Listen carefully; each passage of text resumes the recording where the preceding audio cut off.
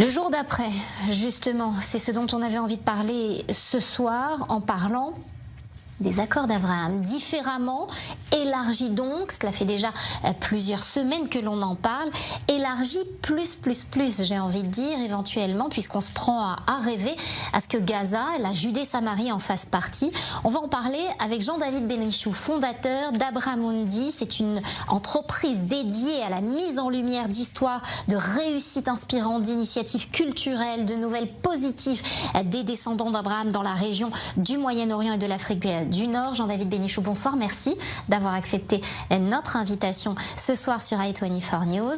Vous êtes en direct avec nous depuis Londres. On va parcourir le monde ce soir puisqu'on retrouve également Shervin Peshawar, investisseur en tech, philanthrope américano-iranien. Votre credo, Shervin, on va en parler, c'est de d'étendre le rêve américain à l'Iran. Alors on va commencer avec vous, Shervin, si vous le voulez bien. Vous êtes né à Téhéran, proche de Reza Pahlavi, vous êtes engagé au renversement du régime. Nous, on a décidé sur i24 News de continuer à parler en ouverture de toutes nos éditions de ce qui se passe en Iran, parce que ce qui s'y passe n'est pas anodin. Quand vous dites étendre le rêve américain à l'Iran, ça veut dire quoi précisément ? Eh bien, mes frères et mes sœurs en Iran sont en prison ouverte depuis 46 ans maintenant. Ma famille et moi, nous avons vraiment réussi à nous échapper en Amérique il y a 50 ans. Et depuis, nous sommes sortis pendant la Révolution et la guerre entre 78 et 80, quand les bombes ont commencé à tomber, au moment des attaques de Saddam Hussein dans la guerre Iran-Irak. Et heureusement, pour le reste de mes frères et sœurs en Iran, ils sont dans cette prison depuis 46 ans. C'est terrible. Ils n'ont plus aucun droit. Ils sont violés, torturés, emprisonnés. Le mouvement des femmes qui a commencé en 2022 a été réprimé. Et je crois que ce mouvement maintenant, avec le prince d'Iran, le fils du dernier Shah, va mener cette rêve des accords d'Abraham, arriver à une démocratie en Iran, un changement de cet atroce régime qui occupe ce pays et le réprime. Un pays qui a tant de potentiel. Quand vous regardez les Iraniens américains, ce qu'ils ont obtenu, ce qu'ils ont établi en américain, ils ont construit Uber, Google, et ils ont ramené 7 trillions de dollars de valeur avec des compagnies extraordinaires. Et il y a 92 millions de nos frères et sœurs iraniens qui ne peuvent rien faire et qui sont enfermés en Iran alors qu'ils ont tant de potentiel. Et je suis sûr que si nous pouvons les libérer, eh bien, ce sera le dividende le plus important pour la paix et le développement du monde. Il n'y aura pas de paix au Proche-Orient tant que les Iraniens ne seront pas libérés. Shervin, je vais revenir vers vous dans un instant, mais vous étiez avec Jean-David Benichou il y a quelques jours à une conférence de presse où Reza Pahlavi, justement, Jean-David s'est exprimé, où il a parlé de son ambition pour l'Iran de demain. Reza Pahlavi, à travers ce qu'il vous a dit, Jean-David Benichou, à travers ce qu'il a exprimé lors de cette conférence de presse, est-ce que vous avez réellement le sentiment, parce qu'on se pose la question et on est en droit de se poser la question après des semaines d'analyse de cette diaspora iranienne, il représente réellement une volonté des Iraniens sur place, pas seulement des Iraniens de diaspora? Bonjour Nathalie, ravi de vous retrouver de nouveau sur le plateau d'I24. Oui, il a une immense crédibilité, à commencer par le fait qu'il ne revendique pas le pouvoir politique, il revendique d'être la personne qui va faire la transition. L'Iran connaît un cauchemar depuis la révolution de 1979.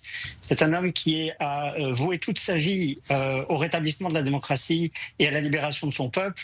Et il jouit d'un très fort soutien localement. Vous avez peut-être vu une initiative qu'il a entreprise avec un canal de communication sécurisé. Plus de 20 000 membres de l'administration iranienne actuellement au pouvoir en Iran a pris contact avec lui. Et donc oui, je pense que c'est l'homme de la transition et c'est l'homme qui peut permettre de remettre l'Iran dans la voie de la démocratie rapidement. Une monarchie constitutionnelle, donc peut-être au départ une façon de représenter un tremplin, une transition, mais pas forcément se mettre en avant. C'est ce qu'on retient de la part de l'ambition, en tout cas de Reza Pahlavi dans un premier temps, en tout cas. Mais coûte que coûte, changer le régime en place. Ça, vous l'entendez aussi, Jean-David, vous êtes présent sur la scène internationale au Moyen-Orient de façon très importante. Vous rencontrez ces investisseurs, vous rencontrez des diasporas du monde entier, j'ai envie de dire. Vous sentez ce besoin de changement, cette volonté de changement, et puis cette volonté qui dépasse la sphère iranienne, mais qui bouillonne dans ce Moyen-Orient, qui doit se transformer. Aujourd'hui, c'est le moment, d'une certaine façon. Absolument. Et d'ailleurs, c'est ainsi que nous avons fait connaissance avec Sharmin Peshawar, qui est un éminent entrepreneur américano-iranien, un très grand militant et qui est très proche du prince Pahlavi. Oui, ça bouge énormément. On a vraiment l'impression d'assister au spasme pré-mortem du régime en Iran. La dernière conflagration avec Israël a montré que sur le plan militaire, ils étaient bien moins dangereux que ce que l'on craignait, même si Israël a subi des bombardements absolument uniques dans son histoire. On est très en deçà des prévisions que le commandement du front intérieur avait malheureusement dû établir en cas de réplique importante. Israël a acquis une domination très forte dans le ciel iranien, et on sent que c'est un régime qui peut enfin péricliter et permettre, au travers de Reza Pahlavi, une transition démocratique. Vous savez, c'est un pays de 90 millions de personnes, c'est un pays où le niveau d'éducation est très élevé, c'est historiquement un pays où les Juifs ont vécu, les relations entre les Juifs et les Perses ont toujours été très denses. On a tout un livre qui raconte ça, qui est la Megillat Esther. Et évidemment, ça serait un changement considérable dans la région, le rapprochement entre Israël et la Perse. On ne parle pas de l'Iran, des gardiens de la Révolution, qui serait un game changer total. Sharmin Peshawar, je reviens vers vous. On a parlé du livre d'Esther. Jean-David y a fait référence. Vous vous intéressez beaucoup aux accords de Cyrus, une extension des accords d'Abraham. Racontez-nous, ça veut dire quoi dans votre œil d'investisseur, de philanthrope également?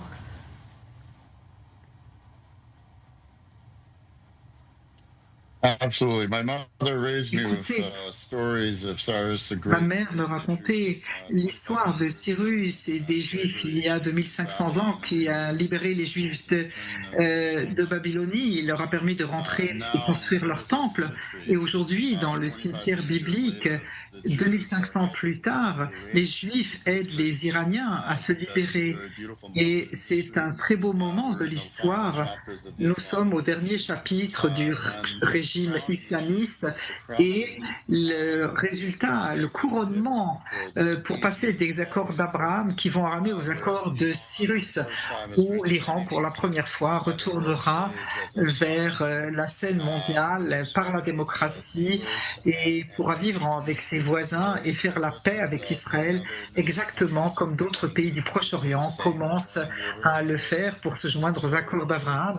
Et ainsi, le prince héritier a parlé des accords de Cyrus, et nous pensons que c'est un magnifique plan en termes de créer donc une alliance irano-israélienne. Les Perses et les Juifs perses sont très proches. Nous avons des milliers d'années d'histoire commune, et je suis persuadé que la main de Dieu guide ces forces historiques pour les amener aux résultats que nous allons voir de nos jours encore.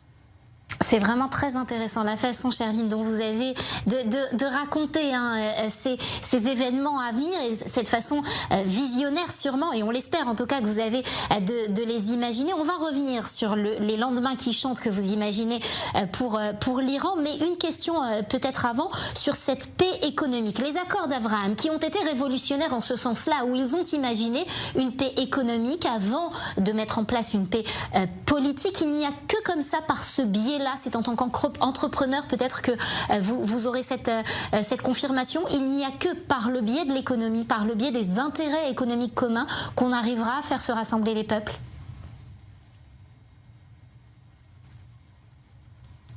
Absolument. Si vous regardez l'histoire de l'Iran et de la route de la soie et mon arrière-grand-père passait par cette route vers la Chine, vers l'Iran, avec 600 chameaux. Au départ, c'était les Uber d'origine, les chameaux. Eh bien, cela a permis en fait aux musulmans, aux juifs et aux chrétiens de vivre ensemble dans la prospérité et de beaucoup de manières. Pour la première fois depuis des décennies, il y a cette possibilité avec les accords d'Abraham, les accords de Cyrus, avec la fin du régime islamique qui l'empêche tout ça, qui cause toutes les guerres, qui nous empêche d'arriver à la paix, à la prospérité économique. Nous avons là la chance de pouvoir revenir à nos racines. Nous ne sommes pas en train de réinventer quoi que ce soit. Ces peuples ont vécu ensemble pendant des millénaires et il est largement temps d'y revenir. Maintenant, nous sommes vraiment au début de la révolution de l'IA. Je suis revenu du Proche-Orient avec Trump et David Sachs et toutes les annonces qui ont été faites de milliards de dollars d'investissement d'usines d'IA en Arabie Saoudite et dans tous les pays des Émirats. Et tout ça pourrait avoir lieu aussi en Iran dans les premiers 100 jours de la paix.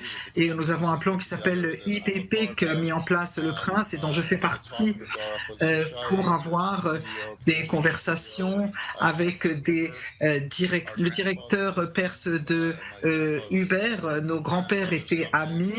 Et bref, tous ces gens de la diaspora vont pouvoir rentrer et investir dans un nouvel Iran.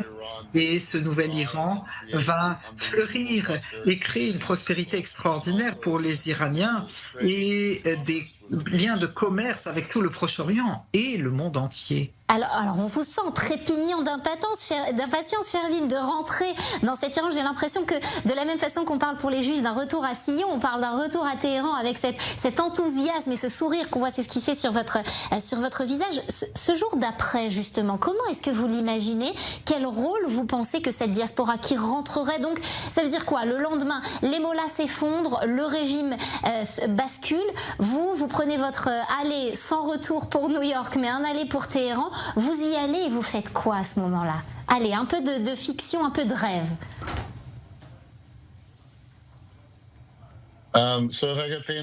Écoutez, si je peux penser aux 100 premiers jours, d'abord les milliers et ensuite des centaines de milliers de la diaspora, de gens qui n'ont pas pu rentrer chez eux vont le faire,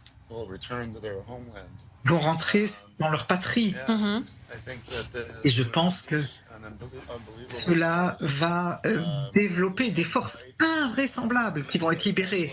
On va faire venir des compagnies comme Tesla, comme Uber, comme Microsoft, comme Google, à venir en Iran et à construire des infrastructures, des sociétés, et investir dans la population iranienne, des ingénieurs extraordinaires. Les meilleurs entrepreneurs du monde sont d'origine iranienne.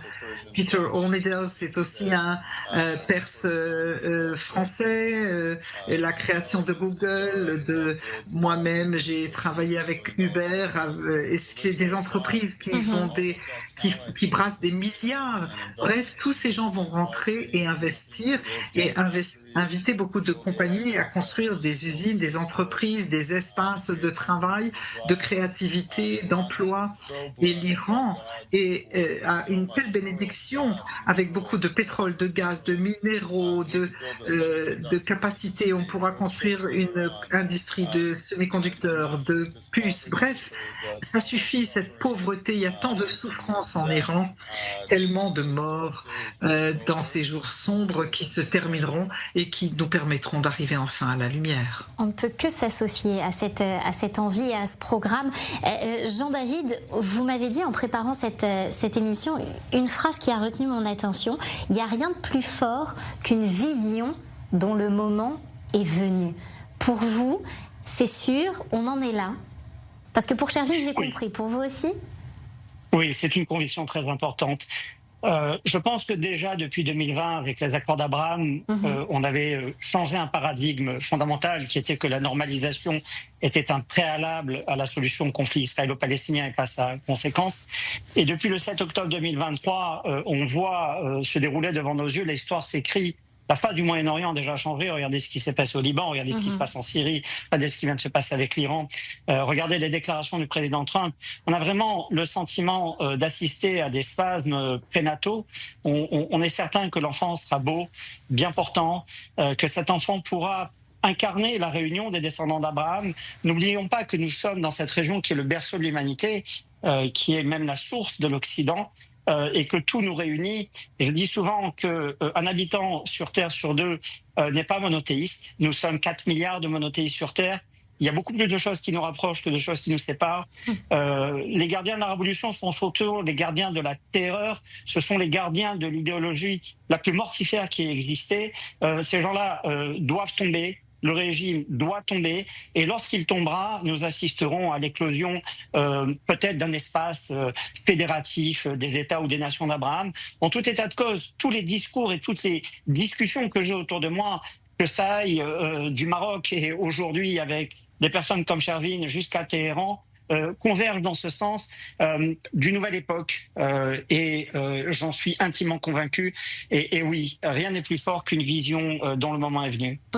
Jean-David, je reviens vers vous dans un instant, mais je voudrais libérer Shervin en lui posant une dernière question. Shervin, et Jean-David l'a mentionné, le 7 octobre 2023, en tant qu'Irano-américain, est-ce que vous le vivez comme un moment d'une cruauté sans précédent, mais un moment aussi qui peut justement faire changer l'histoire, qui peut bousculer les événements? Vous le vivez comme ça? Il vous bouscule vous aussi en tant qu'Iranien?